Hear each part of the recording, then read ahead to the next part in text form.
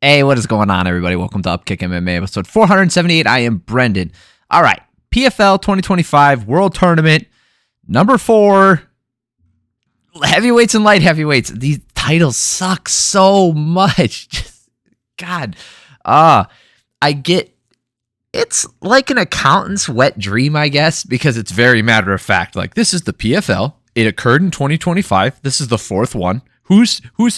Who's going to be competing at this event? The heavyweights and the light heavyweights. Fantastic. That will be the title of this event. It's so lame. Like, I mean, I miss the old days, right? With like Pride, where they had Shockwave and like all those things, right? And then you had UFC, like, I don't know. I don't remember you, but I can't think of one right now. Oh no, there was one in my head. But UFC used to have fun titles too.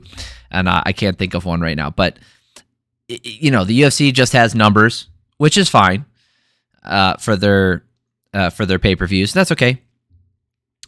Because it's just like UFC 315, UFC 300. All right, it's just a plain number. It's a UFC. You know what it is. They have the brand cachet for you to be drawn in. But this one, it's like if it was PFL 4, you'd be like, okay, they're on the 4th one. But it's PFL 2025 4 heavyweights versus light heavyweights. This is the world tournament. Like, jeez. Sorry. This is how they listed it. PFL 2025 World Tournament Round 4. How did they list it? PFL World Tournament 2020. Oh, 2025. Sorry. Yeah, I said 2025. It's Round 4. But it doesn't say anything. It doesn't say this was Round 4 anywhere. It just says, oh, good grief. Okay. That's enough of me griping. We're gonna talk about all the fights on this card. Break them down round by round. If you like Phil Davis and Rob Wilkinson, stay tuned. We're going to talk about them shortly. Normally I get right into it, but I had that funny moment of just like, I don't know. It was such a shit night for production and bad decisions. I was not happy with it. Trying to keep light before I blow a fuse. Anyway, if you like this kind of thing, subscribe to the channel. That way, any of the next videos coming out, I really appreciate it. All right, let's talk about Phil Davis versus Rob Wilkinson. Phil Davis is fantastic. Mr. Wonderful. One of the best light heavyweights to never win a title. Absolute, just, I don't know how do I put this? Just a fantastic career. Fantastic career of a guy who never got knocked out. Played it probably a little too safe, but excellent wins. He has wins over great people. He's just been fantastic. He's lost to the best. He's won against the best. It's just in certain organizations, like in Bellator, he won against the best, and then it's just one of the best light heavyweights not to be a UFC champion. He was the Bellator champion though. Anyway, he takes on Rob Wilkinson, also a former UFC fighter. Did really well. I think he won the PFL 2 years ago. Really good fighter. Davis taking the center, both guys measuring with their jabs for over a minute. Wilkinson landing a couple of low kicks. Wilkinson kind of took over in this first round. Wilkinson landing the right hand, keeping Davis on the back of the cage. With his back to the cage, that was pretty much the story of the first round. Davis is waiting a lot. Wilkinson able to land more, move forward, and keep Davis on the defensive. Davis landed a right hand off of 1-2, and he lands and I wrote here, I was like, if he lands that flush, it could be the difference maker on the feet. I thought that was the biggest thing. If he lands that right hand off that 1-2, it's going to be probably lights out. Spoiler alert, that's what happened. Wilkinson landing and Davis stumbling. Coming back up with his own 1-2. It was more of a it was just more off balance than that one. Wilkinson doing more damage in the first round, getting over the top in the middle of the round, really taking over. He took a big shot, or he took a couple shots near the end of the round, but he landed just as well, if not better. So I gave him this first round 10-9. Second round, Davis countering the leg kicks with that right hand. Is able to find the mark more often in this round, and there it is, the huge right hand off that 1-2, and Davis follows up and gets a TKO finish. Fantastic. Now, I will try and show it to you guys without getting this video pulled down for copyright. Boom, that right hand. There it is off that 1-2, gets a TKO finish. Fantastic stuff. Great job by Phil Davis. Very happy for him. Great fighter. I like Rob Wilkinson as well. This fight went on without a hitch, not a lot of controversy, which is something that I probably won't be able to say. We are going to try and speed run through the rest of these. We'll see how successful I am at that because there's a lot of fights to go over. But he moves on to the next round. Good job, Phil Davis. Valentin Moldovsky versus Sergey Bilostenniy. This is crap. This is crap. This was crap. Right here, right? These two taking each other on. Overall, not a bad fight to watch. Not a horrible fight. It was just crap because of the referee doing a bad job. Oh, by the way, the production team, again, like I mentioned it at the opening, but I didn't harp on it enough. The lights shut off. I'll talk about it in this one. But not just that. Like, they couldn't pull up replays, not just for their commentary team for them to look at, but they couldn't pull up the replays for the referee or the ringside officials. They couldn't pull it up. So they're sitting there waiting or having to make decisions with no like, I don't know what the fuck was happening. And it took them forever to make a decision, giving someone. We'll talk about that one. Okay, so both guys land hard low kicks, a nice right hand, and then, like I wrote down, like, what a fucking joke. The lights shut off and everything goes blue, like they turn the blue lights on, like they do for the intros. So they have to stop the fight momentarily. Bilostenniy landing the harder low kicks, finding the mark with that hook as he exits. The cage is making a rattling and squeaking noise. Oh, that's another thing that there was going on. You can hear on the broadcast the cage like rattling and making noise. What is going on? You have so much money. Fix your shit, PFL. God, it's like watching a third-rate organization, because it is one. Okay, and then there's a spinning kick from Bilostenniy landing to the gut, but Moldovsky says, hey, that landed to my nuts. And this is where they had to pause because they couldn't get a replay. For 2 minutes they wait, and then Moldovsky gets that 2-minute break. No nut shot. Anyway, action picks back up. Moldovsky thinks he hurts him. He might have, but I didn't think so. I think he caught Bilostenniy, but I don't think he hurt him. He thinks he did. He moves in for the kill. Bilostenniy gets up. Oh, yeah, because he stumbles. And then Bilostenniy gets up, lands a hook of his own, and then starts landing some more, and he almost gets the finish in this round. Moldovsky is rocked, and that's the end of the round. 10-9 Bilostenniy. Bilostenniy clearly landing more damage. I don't want to hear it. That's clearly his round. I'd love to pull up the judges' scorecards, but that's another fucking thing that these idiots can't get right. Just put these pictures up somewhere. Take pictures, I don't care. You don't need to digitize them. Just take pictures of these fucking scorecards so we can see the decisions. I don't understand what the holdup is. God dang, it's so bad. It occurred yesterday, and it's been near, almost 24 hours, and they still haven't posted this shit. Anyway, 10-9 Bilostenniy in that first round. Second round, Bilostenniy is able to enter, land, and exit before Moldovsky even throws most of the time. Sometimes he does catch one, but usually he's in and out without getting hit. Bilostenniy doing a great job of going to the body with the 1-2. Moldovsky just not able to land one big shot. Not enough damage this round. I had 20-18 to Bilostenniy. So last round here, Moldovsky needs a finish, in my opinion. Moldovsky finally able to get some cage control time. Not much with it, but he does. It could have been helpful earlier. I thought he was going to go for that earlier, kind of push him up against the cage, control him, wear him down a little bit. Bilostenniy was clearly faster, probably a better striker overall. But, he wasn't able to do that in the first 2 rounds. Maybe it wasn't a part of his game plan, but then he found it, he changed it up in the third round. Anyway, maybe he thought he was up, which is what I thought. I was like, oh, he might think he's up 2 rounds, or up.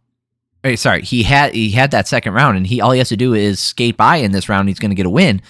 I was like, I don't get it. He did win this round. He spent 4 minutes in the clinch controlling him. Not a lot of damage, but didn't really matter. Bilostenniy wasn't able to land anything.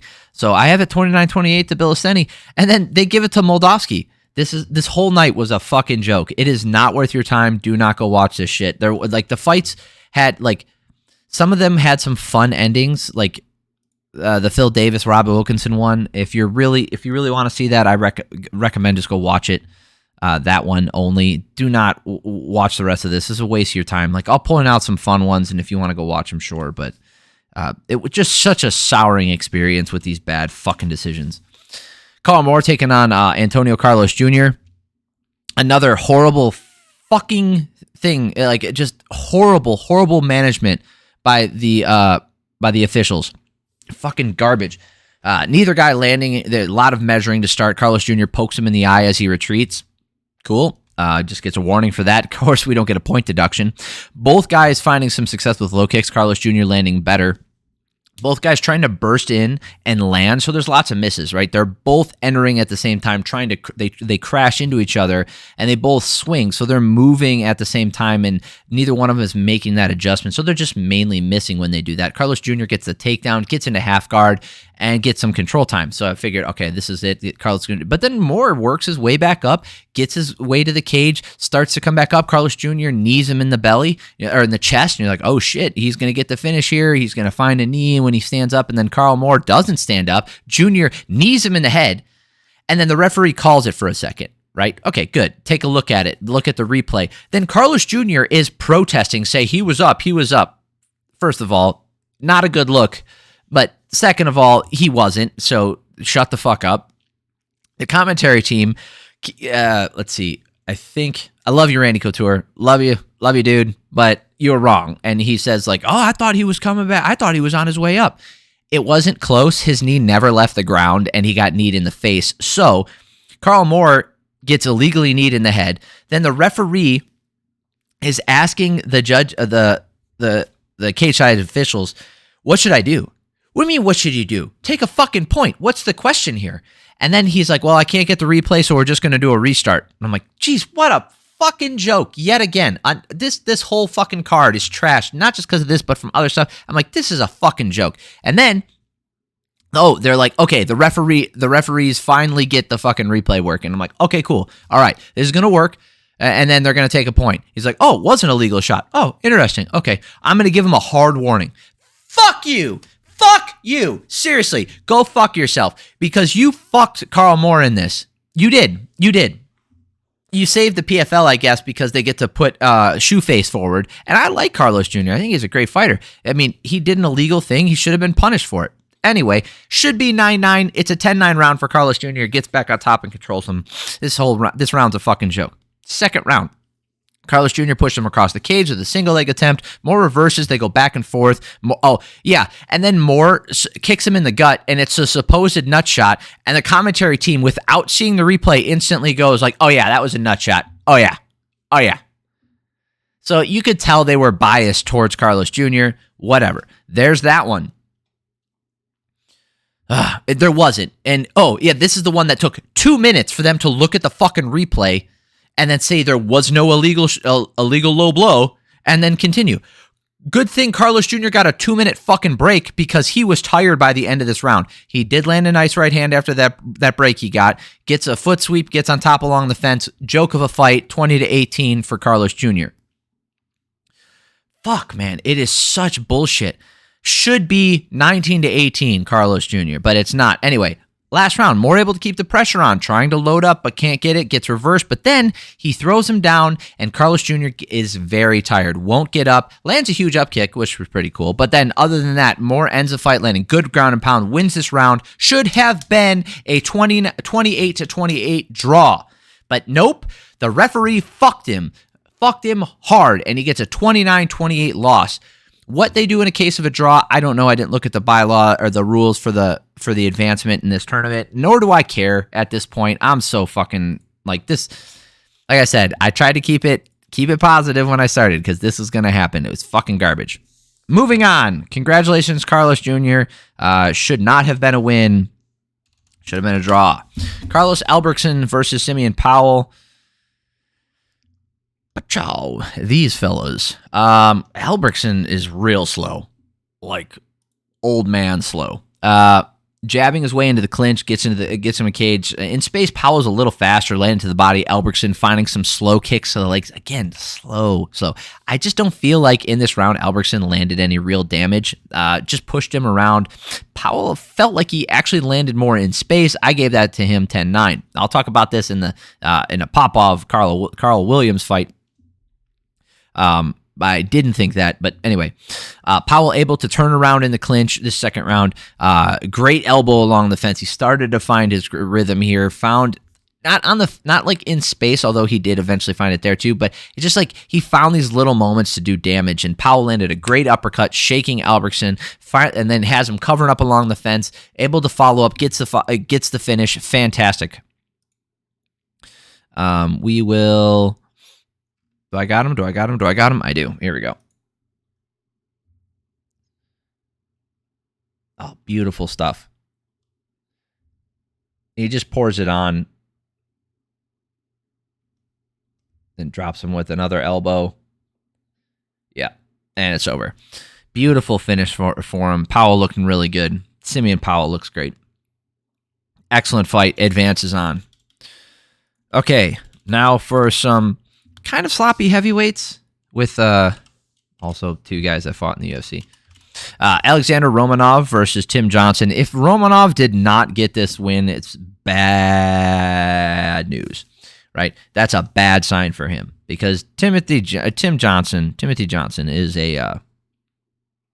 he's as journeyman gets. Right, he's not a horrible heavyweight. You know, he's a jobber and he does his job. I'm not trying to put him down at all.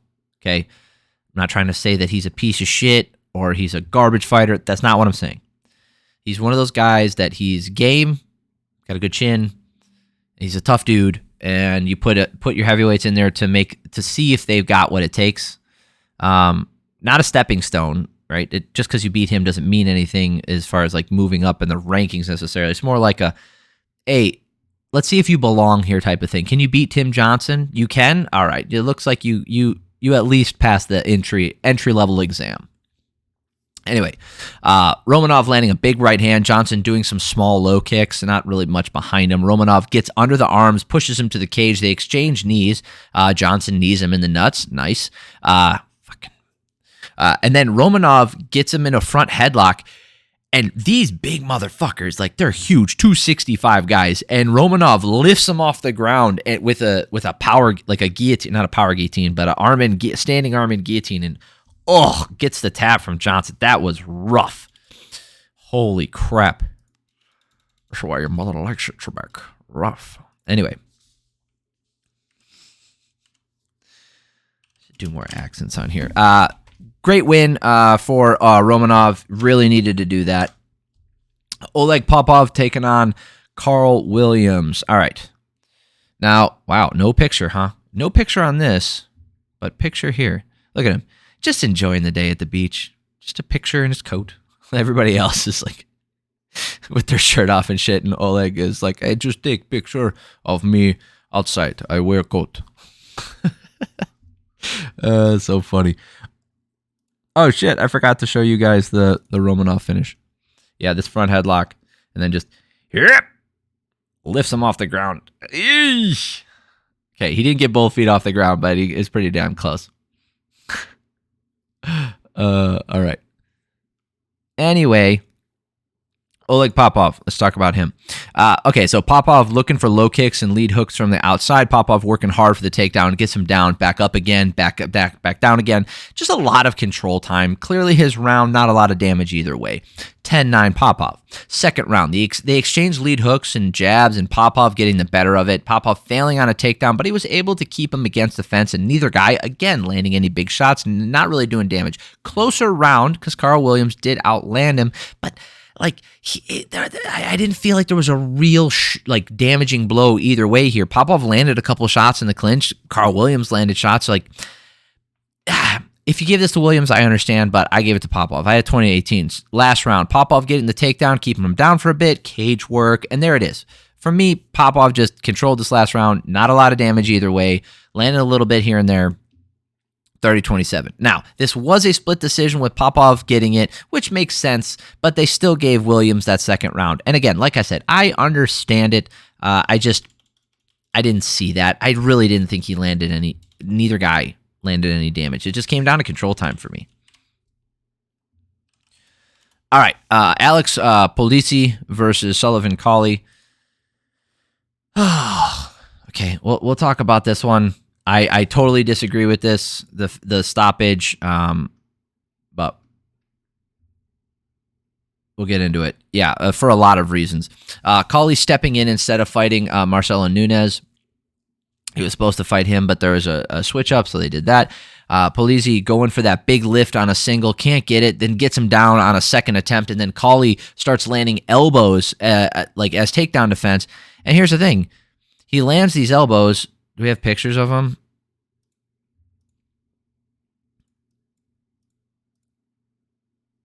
Yeah.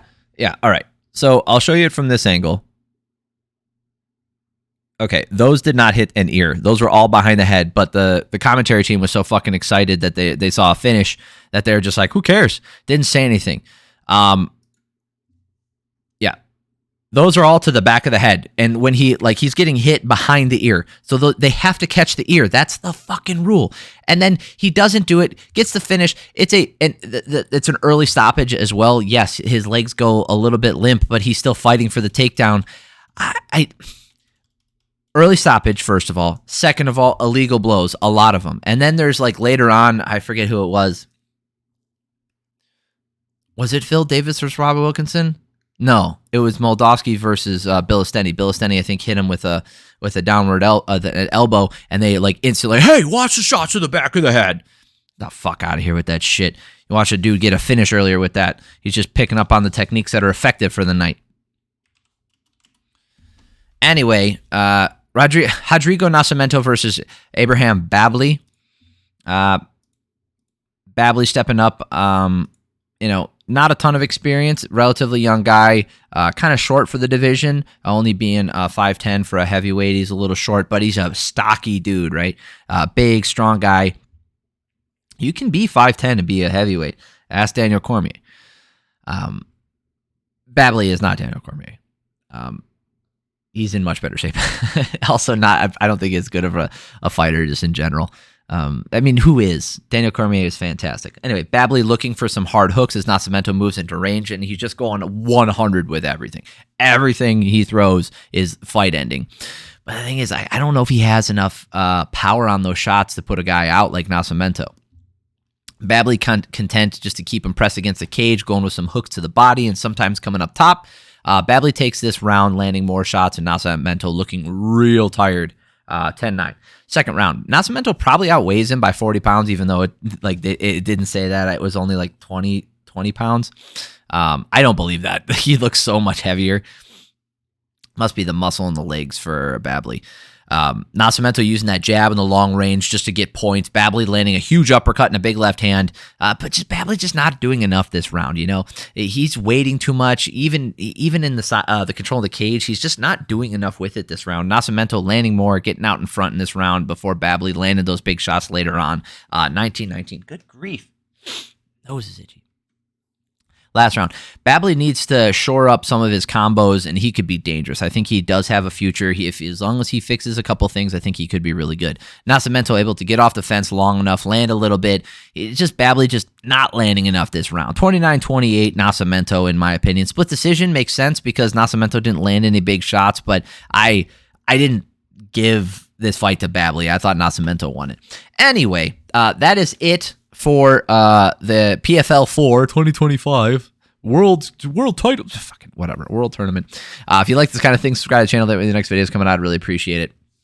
If you did find yourself liking this video, hit the like button. All right, we have gone on long enough. Thank you for sitting through my rants and my raves. I need to go eat dinner now. Jeez.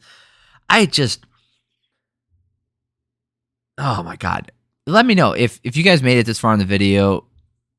Tell me down below, what did you think of what do you think about the PFL? Is this doing anything for you? Do you pay attention to any of this shit? How hardcore of a fan are you? Let me know in the comments down below. Have an amazing week. Peace. Love y'all.